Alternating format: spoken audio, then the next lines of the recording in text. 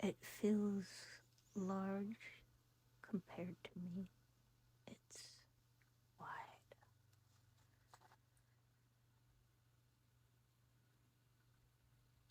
And is it in a tree?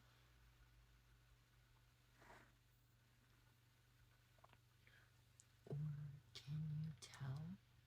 I can't. I haven't left, but I think I just saw my partner fly off. There's a beak again. Did he come back? Okay. What? Okay.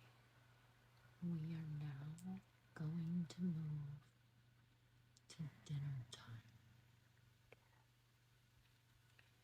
You are now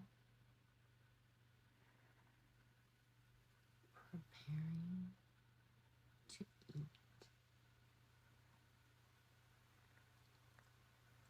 Tell me, what is in front of you?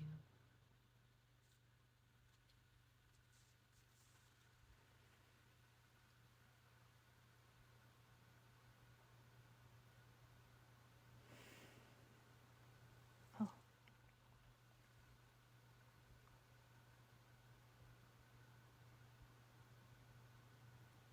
it looked long and not, mm, not really cylindrical, but in that shape. I think it might have been like a worm. And as you look around, how many are in your nest?